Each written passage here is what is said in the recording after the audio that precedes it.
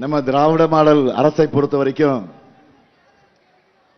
ஒவ்வொரு மாவட்டத்துக்கும் ஒவ்வொரு வட்டத்துக்கும் ஒவ்வொரு ஊராட்சிக்கும் என்ன தேவைன்னு பார்த்து பார்த்து செஞ்சிருக்கிறோம்.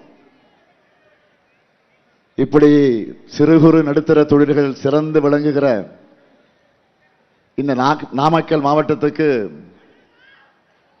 நம்முடைய திராவிட மாடல் அரசில் செய்யப்பட்டிருக்கக்கூடிய திட்டங்கள் சிலவற்ற ஹைலைட்ஸா சொல்லணும்னா, நாமக்கல் நகராட்சி மாநகராட்சியானது ராசிபுரம் கூட்டு குடிநீர் திட்டம், பள்ளிப்பாளையம் ஆலப்பாளையம் படவீடு கூட்டு குடிநீர் திட்டம், மோகனூர் புதிய குடிநீர் திட்டம், ராசிபுரத்தில் புதிய அரசு மாவட்ட மருத்துவமனை, திருச்செங்கோட்டில் புதிய அரசு மாவட்ட தலைமை மருத்துவமனை சித்த மருத்துவமனை கட்டடம், நாமக்கல் அரசு மருத்துவமனையில் புதிய கட்டடம், சேந்தமங்கலத்தில் சார் பதிவாளர் அலுவலக கட்டடம், ராசிபுரம் திருவள்ளூர் கல்லூரியில் புதிய கட்டடம், குமாரபாளையத்தில் வட்டாட்சியர் அலுவலகம், நாமக்கல் அறிவுசார் மையம் தினசரி சந்தை ஒழுங்குமுறை விற்பனை கூடம் புதிய பேருந்து நிலையம், திருச்செங்கோட்டில் அர்த்தநாரீஸ்வரர் கலைக்கல்லூரி திறப்பு, 92 கோடி ரூபாய் மதிப்பீட்டில் நவீன பால் பண்ணை பால் பதப்படுத்தக்கூடிய ஆலைன்னு ஏராளமாக செஞ்சு தந்திருக்கிறோம். அந்த உரிமையோடும் இன்னும் நிறைய செஞ்சு தர வேண்டும் என்ற உறுதியோடும் தான் உங்களிடத்தில் வாக்கு கேட்க வந்திருக்கிறேன். ஆனால் பழனிசாமி அவர்கள், எதிர்க்கட்சி தலைவர் பழனிசாமி அவர்கள் இப்படி சாதனைகளை பட்டியலிட்டு பேசுகிறாரா? கொஞ்சம் நினைச்சு பாருங்க. 5 ஆண்டுகளுக்கு முன்னாடி என்ன நிலைமை இருந்துச்சு? அலங்கோலத்துக்கும் அவலத்துக்கும் எடுத்துக்காட்டா ஒரு ஆட்சியை பழனிசாமி நடத்திட்டு இருந்தார். குட்காவில் ஆரம்பிச்சு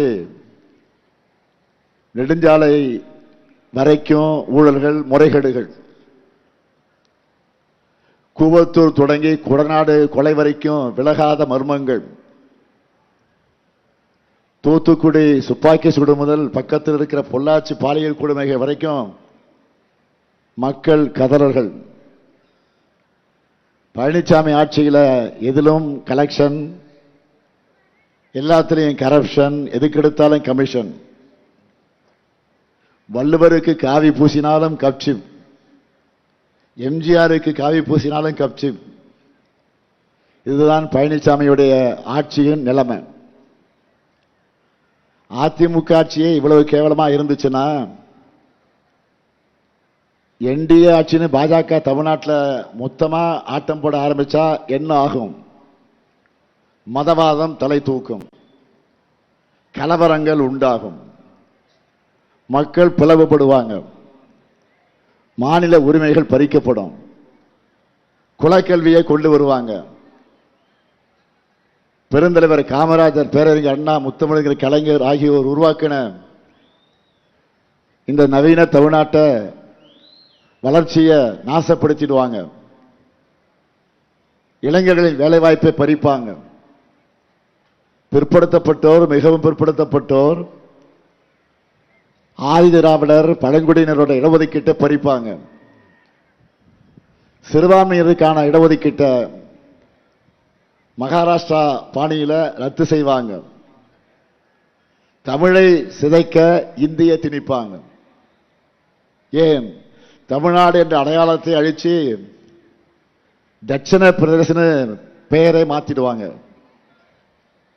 அதுக்காகத்தான் பாஜகவுக்கு பழனிசாமி வாக்கு கேட்டு வரார். அதனாலதான் இந்த தேர்தலை தமிழ்நாடு வர்சஸ் டெல்லின்னு சொல்றாங்க. தமிழ்நாட்டுக்கு துரோகம் செய்யும் 10 தோல்வி பழனிசாமிக்கு 11வது தோல்வியை நீங்க கொடுக்கணும். தவறுக்கு மேல் தவறுகளை செஞ்ச பழனிசாமி தன்னுடைய தவறுகளிலிருந்து தப்பிக்க சரண்டரான இடம்தான் பாஜக என்கிற வாஷிங் மெஷின். தன்னுடைய தவறுகளிலிருந்து தப்பிக்க அவர் கொடுத்த விலைதான் தமிழ்நாட்டுடைய உரிமைகள். அதிமுகவுக்கு விழுகிற ஒவ்வொரு வாக்கும் பாஜகவுக்கு விழுகிற வாக்குகள், தமிழ்நாட்டு வளர்ச்சிக்கு விடக்கூடிய தடை கற்கள். எனவே தமிழ்நாட்டை வட்டமிடக்கூடிய பாஜக எனும் பருந்த விரட்டி அடிக்கணும். டபுள் இன்ஜின் டப்பா இன்ஜின் சொல்லிக்கிட்டு டெல்லியோட ரிமோட் கண்ட்ரோலுக்கு ஆடுகிற அடிமைகள் தமிழ்நாட்டை ஆளக்கூடாது. தமிழ்நாட்டை நாசப்படுத்த நினைக்கிற ஆணவ பாஜகவும் அடிமை அதிமுகவும் வேரோடும் மண்ணோடும் வீழ்த்தப்படணும். அதுக்கு திராவிட முன்னேற்ற கழகம் தான் மீண்டும் ஆட்சி அமைக்கணும். நினைச்சு பாருங்க, 2021 உங்க ஆதரவோட தமிழ்நாட்டை மீட்டெடுத்தோம். இன்றைக்கு இந்தியாவில் நம்பர் 1 மாநிலமாக தமிழ்நாட்டை தலைநிமிர வச்சிருக்கிறோம். ஏன்? இந்தியாவுக்கே வழிகாட்டுகிற மாடல் திராவிட மாடல் தான் சொல்லக்கூடிய அளவுக்கு எல்லா துறைகளும் தமிழ்நாட்டை உயர்த்தி இருக்கிறோம். எந்த அளவுக்குனா, மக்கள் மனசை வெல்லணுமோ தமிழ்நாட்டை திமுக என்ன பண்ணுதுன்னு பார்க்கணும். அங்க முதலமைச்சராக இருக்கிற ஸ்டாலின் என்ன மாதிரியான மக்கள் நல திட்டங்களை செயல்படுத்துகிறார் பார்க்கணும். அதை அப்படியே அந்த மாநிலத்தில் செயல்படுத்தினா போதும்னு நினைக்கிறாங்க.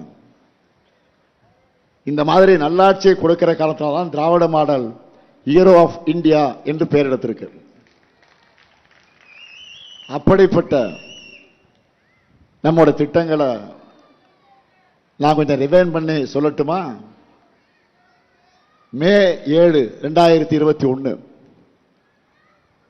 முத்துவேல்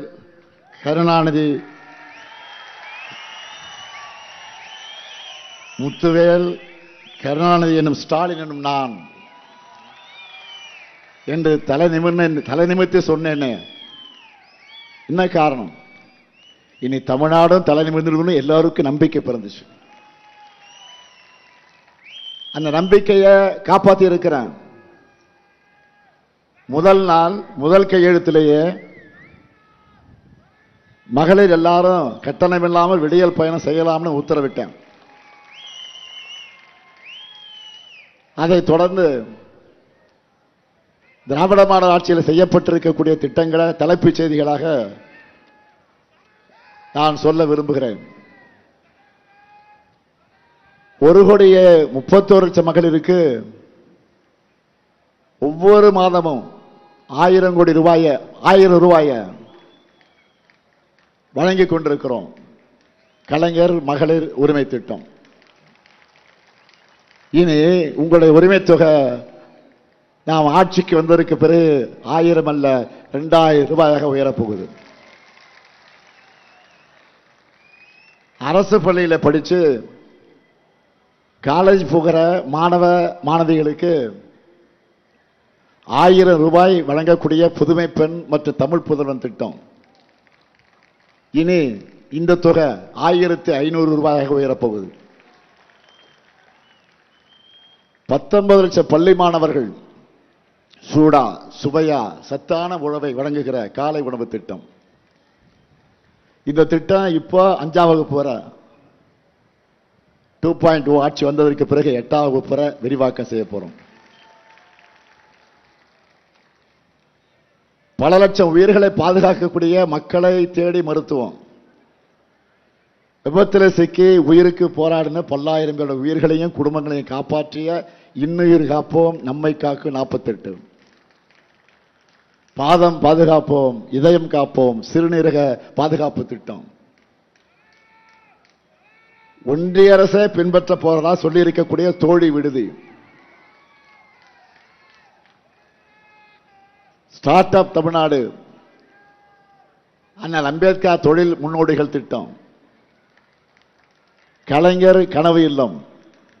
இப்படி நாள் முழுக்க என்னால் பட்டியலிட முடியும்.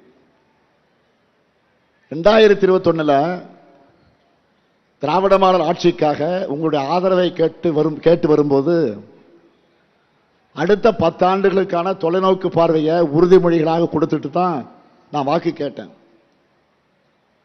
அந்த அடிப்படையில் எதிர்கால தமிழ்நாட்டை கட்டமைக்க போகிற செயல் திட்டத்தை சூப்பர் ஸ்டாரா கிளம்பியிருக்கிறோம். சூப்பர் ஸ்டார் யாரு?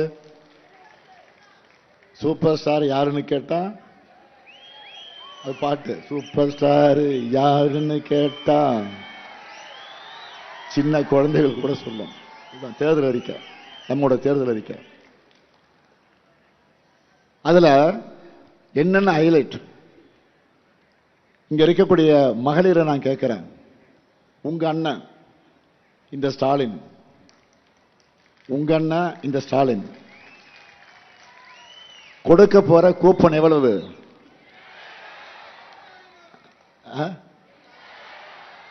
8000. கரெக்டா? மகளிர்லாம் இப்பவே வீட்டுக்கு என்ன புது பொருள் வாங்கலாம்னு டிஸ்கஸ் பண்ண ஆரம்பிச்சுட்டாங்க இல்லையா? எவ்வளவு?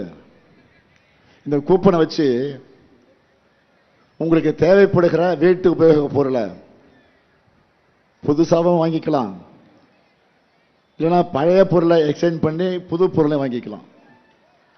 உங்களுக்கு பிடிச்ச கடையில் உங்களுக்கு பிடிச்ச பிராண்டை வாங்கிக்கலாம். தயவுசெய்து வீட்டுக்காரனை கேட்டுறாதீங்க, குழப்பிடுவாங்க உங்களை. ஏதாவது பிரச்சனை பண்ணுவாங்க. ஏதாவது பிரச்சனைனா அண்ணன்ட்ட சொல்லுங்க, நான் பார்த்துக்கிறேன். அடுத்து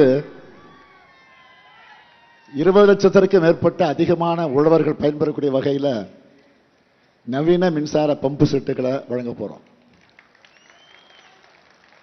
உயர்கல்வி படிச்சு முடிச்ச 5 லட்சம் இளைஞர்கள் வேலைவாய்ப்பு பெறக்கூடிய வகையில் நான் முதல்வன் திட்டத்தில் 1500 ரூபாய் உதவித்தொகையோட 6 மாசம் பயிற்சி வழங்க போறோம். பால் கொள்முதல் லிட்டர் ஒன்றுக்கு 5 ரூபாய் உயர்த்தி வழங்கப்படும். முதியோர் உதவித்தொகை 1200 ரூபாயிலிருந்து 2000 ரூபாய்க்கு உயர்த்தப்படும். கலைஞர் கனவு இல்லம் உள்ளிட்ட திட்டங்கள் மூலமா வீடற்ற ஏழைகளுக்கு அடுத்த 5 வருஷத்துல 10 லட்சம் வீடுகள் கட்டித்தரப்படும். மேற்கு மாவட்டங்களில் தொழில் மற்றும் வேளாண் வளர்ச்சியை அடுத்த கட்டத்துக்கு கொண்டு செல்ல 2000 கோடி ரூபாயில சிறப்பு தொழில் வளர்ச்சி திட்டம். நாமக்கல்ல ஜவுளி குழுமம்னு ஏராளமான திட்டங்களை அறிவிச்சிருக்கிறோம். நாங்க சொன்னதை செய்வோம். இப்படி நாட்டு மக்களுக்கு நல்லதை செய்யணும்னு தொலைநோக்கு பார்வையோட நாம செயல்பட்டு கொண்டிருந்தா எப்படியெல்லாம் பின்னோக்கி இழுக்கலான்னு பாஜக சதி திட்டம் போடுது. தெற்கு மறுபடியும் தேயணும்னு பாஜக உருவாக்கி இருக்கக்கூடிய லேட்டஸ்ட் பிளான் தான் இந்த தொகுதி மறுசீரமைப்பு. தொகுதி மறுசீரமைப்பு அநீதிக்கு எதிராக நாம நடத்திட்டு இருக்கிறது போராட்டம் இல்லை, போர். போர்கள் ஒன்றும் தமிழ்நாட்டுக்கு புதுசு இல்லை. முதல்ல சமூக நீதி போர்.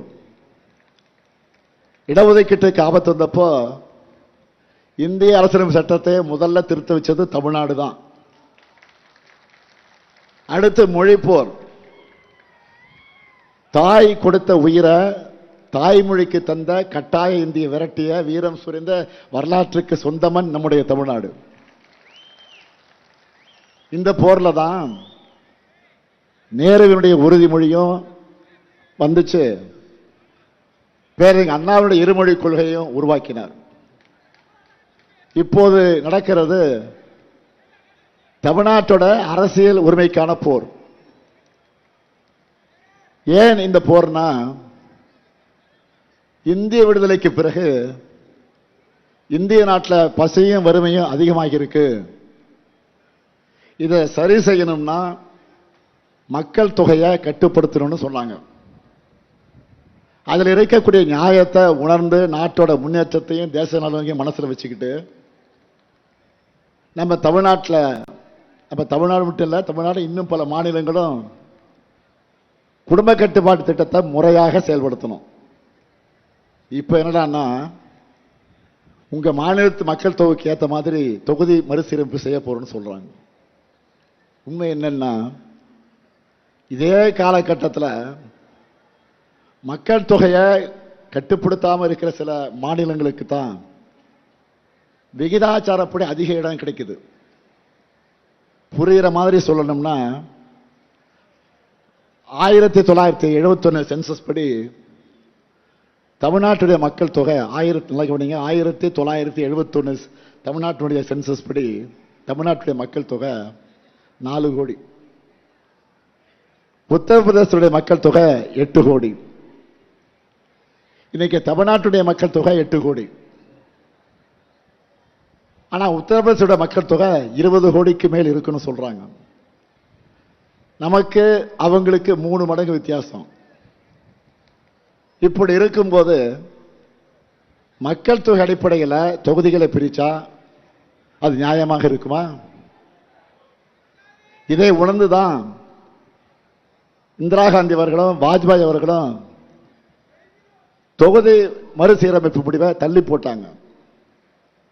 இந்த திட்டத்தை இவ்வளவு அவசரமாக மோடி செய்ய வேண்டிய ரகசியம் என்ன?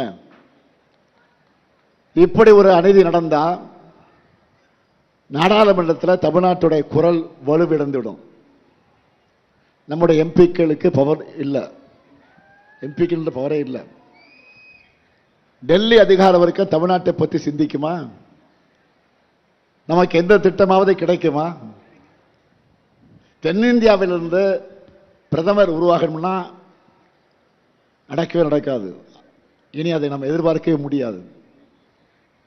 சொந்த நாட்டுக்குள்ளேயே தமிழ்நாட்டு மக்கள் இரண்டாந்தர குடிமகளாக மாற்றப்படக்கூடியதை அனுமதிக்கலாமா? இந்த ஆபத்து தான் தொகுதி மறுசீரமைப்பு. நம்ம என்ன கேட்கிறோம்? கூட்டாட்சி தத்துவத்தை ஒழிக்க நினைக்காதீங்க. வரி பணத்தை மட்டும்தான் தமிழ்நாடு உங்களுக்கு தரக்கூடிய தேவையா? வரி பணத்தை நம்ம தரோம், அதை பற்றி தராங்க. பாஜகவோட அதிகாரத்தை முறை அடக்கிற காலம் வந்துருச்சு. தலைவர் கலைஞர் பராசக்தியில ஒரு வசனம் எழுதியிருப்பார். இந்த நீதிமன்றம் பல விசித்திரமான வழக்குகளை சந்திச்சிருக்குன்னு எழுதியிருப்பார். அதே மாதிரி நம்ம நாடும் எத்தனையோ பிரதமர்களை சந்திச்சிருக்கு.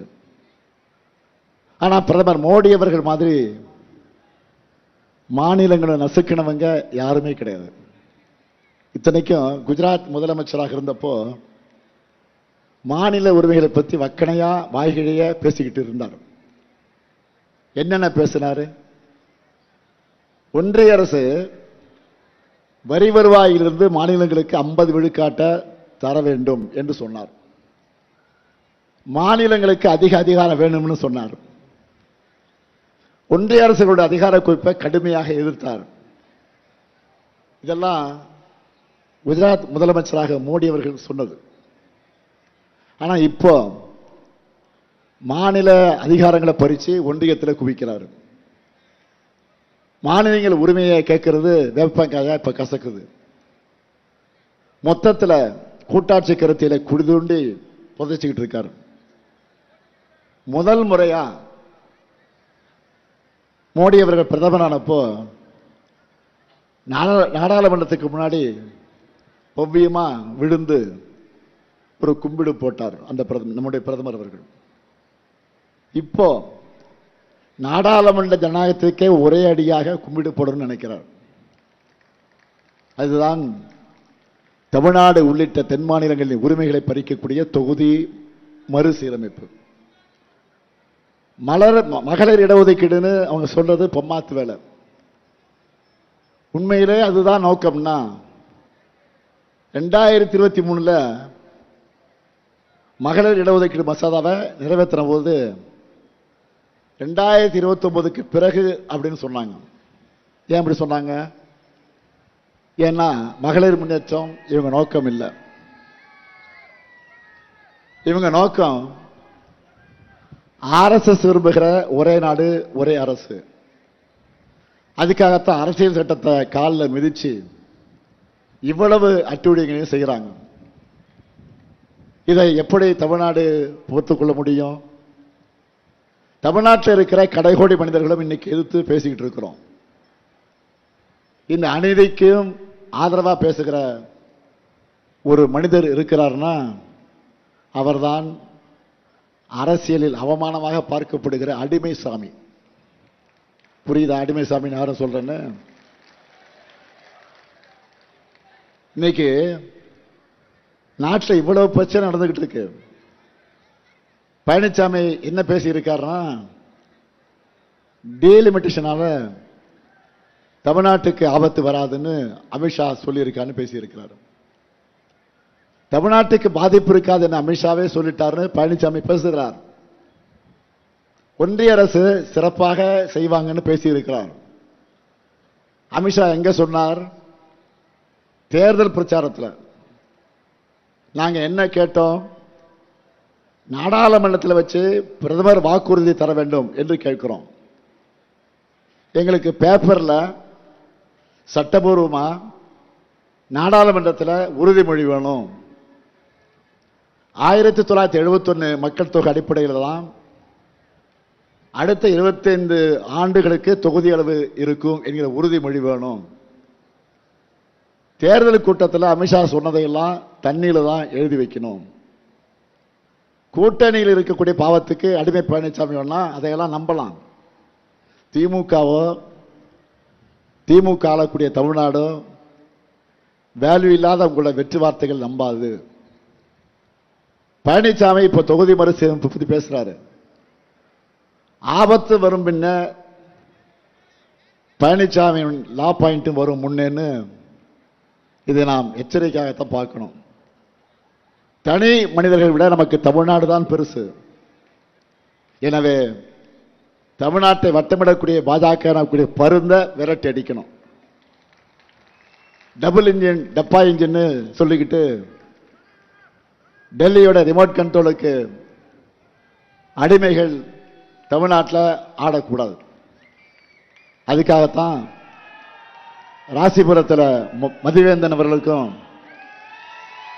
திருச்செங்கோட்டில் ஈஸ்வரன் அவர்களுக்கும் நாமக்கல்ல ராணி அவர்களுக்கும் சேந்தமங்கலத்தில் பூமலர் அவர்களுக்கும் குமாரபாளையத்தில் எஸ் பாலு அவர்களுக்கும் பரமத்தி வேலூரில் மூர்த்தி அவர்களுக்கும் உதயசூரியன் சின்னத்தில் வாக்களிக்கணும்னு கேட்டுக்கிறேன். தமிழ்நாடு முழுக்க முட்டை சப்ளெல்லாம் நாமக்கல் தான் இல்லையா? அப்படிப்பட்ட நீங்க என்டிஏ தமிழ்நாட்டுக்கு விரோதமான கூட்டணிக்கு நாமக்கல்ல பெரிய முட்டையா போட்டு அனுப்பணும். மீண்டும் சொல்றேன், தமிழ்நாடு அணியா டெல்லி அணியா என்ற இந்த ஜனநாயக போர்ல அரசியல் விருப்பு வெறுப்புகளுக்கு அப்பாற்பட்டு நம்முடைய தாய் தமிழ்நாட்டை காக்க அனைவரும் திமுக தலைமையிலான மதச்சார்பற்ற கூட்டணியை ஆதரிக்க வேண்டும் என்று கலைஞரின் மகனா கேட்கிறேன். அடுத்து அமையவுள்ள நம்ம திராவிட மாடல் 2.0 ஆட்சியில் எங்க சாதனைகளை நாங்களே முறியடிப்போம். இது உங்களுக்கு நான் தரக்கூடிய கேரண்டி, ஸ்டாலின் தரக்கூடிய கேரண்டி. நல்லாட்சி தொடர்ந்திட ஆதரிப்பீர் மதச்சார்பற்ற முற்போக்கு கூட்டணி வேட்பாளர்கள் என்று கேட்டு வெல்வோம் ஒன்றாக, வெல்வோம் ஒன்றாக, வெல்வோம் ஒன்றாக. நன்றி, வணக்கம்.